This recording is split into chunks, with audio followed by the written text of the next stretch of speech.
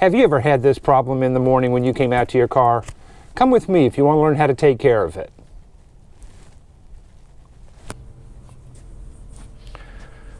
Hi everyone, how you doing? It's David again from Wrench Therapy, coming to you from the Honda Packed Classroom at Tidewater Community College Regional Automotive Center here in Chesapeake, Virginia. Today our topic is how to check the air in your tires. Where do you find the information? How do you put it in there? When do you check them? That's what we're here to talk about today. So, first question, where do you find the information? Easiest place, obviously, is your owner's manual, right? We always talk about this. Owner's manual is going to have exactly what pressure you should have in your tires. Be aware sometimes front tires and back tires will have a different pressure, so you need to check that. You can also check for a sticker in the door jamb. When you open your driver's door, you'll see a sticker there and it will tell you what pressure to have in the tires. Sometimes that sticker might be in the glove box. I've seen it in the trunk, but generally it's on the driver's door. You just open the door, look for a sticker, and it'll have the tire pressure, it'll have the tire size, everything, all right? So we're going to get that number and then we're going to check the tire. We want to have a good tire gauge that we know is either accurate or at least consistent. If your gauge is 2 psi off, and it's always 2 psi off no matter what the pressure is, then great, you know what to do. You can just add or subtract that 2 psi and you're good, right? It's better obviously to have a nice accurate one though. We're just going to check the tires. We're going to check them cold, which means we're going to check before we take our trip. Before we drive to work, before we go out with friends, we're going to check the tire pressure first. We want it when they haven't been driven on. Now, if you check it and they're low, which is normal, tires normally lose a little bit of air over time. It's perfectly normal, happens all the time. There's not anything wrong with the tire. But if we don't check them regularly, they will get several pounds off and then we've got a problem.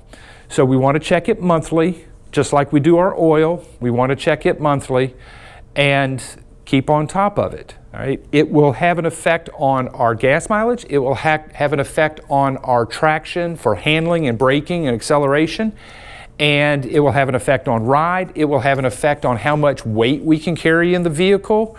So it's real important if you've got an SUV and your tires are low and you put all the kids in there, and the dog and stuff on the roof rack and everything else, you're going to overload those tires if they're not up to the proper pressure. So it's critical that you do this. Yeah, it'll save us gas, that's great. It'll make the tires last long, yeah, but safety's the big thing. So we always want to make sure we're keeping on top of this.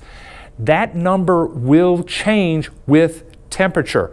So if it's middle of the summer and it's 90 degrees out, that air, basically it heats up and it expands and the pressure gets higher. So what you would have is a perfect pressure. You're still going to want, if your tire says 32 psi, that's what's on your door sticker, 32 psi in the summertime. If you chilled that tire down to 32 degrees, it's going to be about 24, 23 pounds. It's going to lose that much air pressure just because of the temperature. So this is why we have to keep on top of it. You might have set them in the summertime and now it's wintertime and boom, your tires are underinflated. And it's going to look like that one I showed you at the beginning of the video. Tires low. Okay, we need to keep on top of this. I'm going to show you a really easy way to do it, and it takes you 3 minutes to check all the tires, depending upon how hard it is to get to your spare. Sometimes the spares are real trouble. Sometimes it's underneath the vehicle. Sometimes it's buried under stuff in the back, you know. But maybe you don't have to check the spare every month, but you still need to check it regularly because it really is no fun when you have a flat tire and you pull the spare out and it's flat too because you didn't check it. So just take it from me. It's happened to me. Make sure you check the spare on a regular basis too. All right, we're going to go out to the shop. I'm going to have a tight shot on the tire. I'm going to show you the gauge, show you how to check. Super easy. And there's also going to be some shots showing you what the different tire pressure gauges look like, and you can pick whichever one that you want if you don't already have one. You don't have to spend a ton of money, but I'll show you those in a minute. But first, we're going to go out to the car and I'm going to show you how to actually check the air pressure. All right, we're out at the car now, so let's go ahead and check the tire pressure. Here's our valve stem. Usually you have a cap on there. Pull the cap off Set it someplace where you won't forget it. Take your tire gauge and just square it up to the valve stem, and there you go. This one is right at 30 psi. All right, that's all there is to it. Just push it straight on and read the pressure. Now I've got a different gauge here, and this is kind of one of our pro level gauges. This would be one that has been calibrated, and this one's quite expensive. This one's over $150.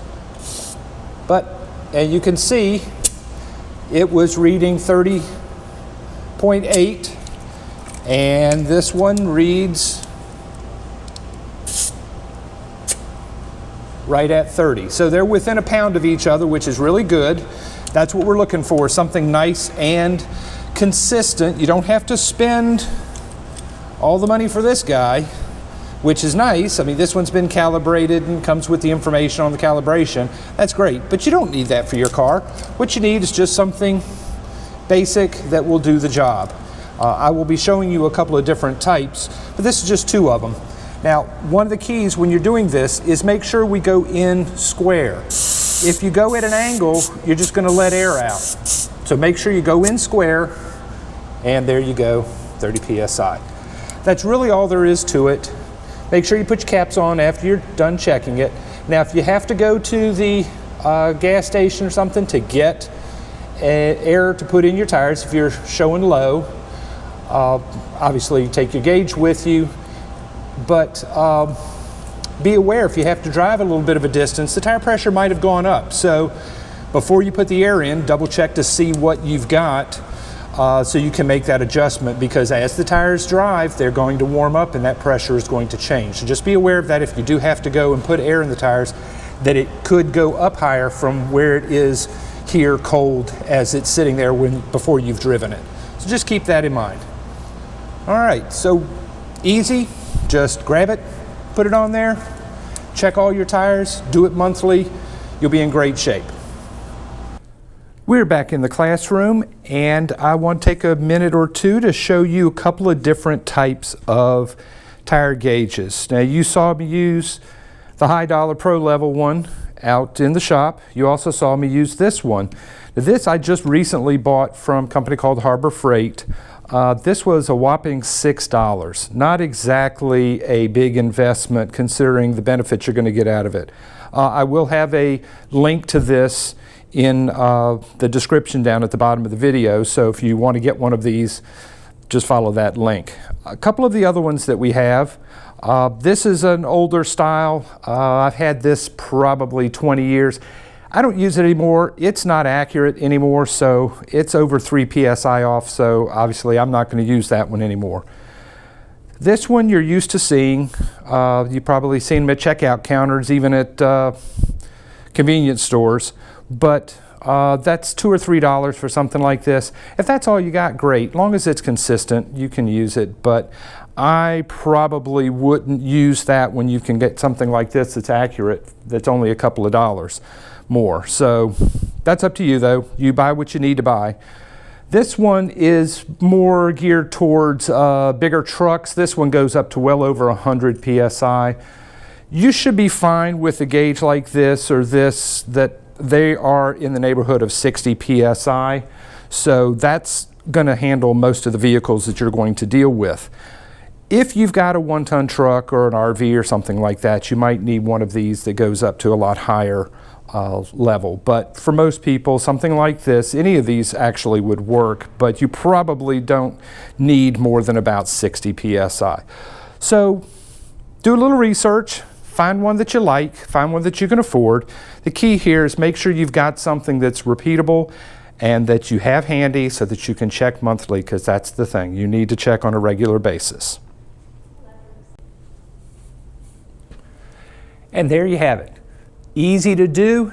Just get yourself in the habit of doing this at least once a month, keeping on top of it for better gas mileage, for better wear on the tires, for better performance, and most of all, better safety.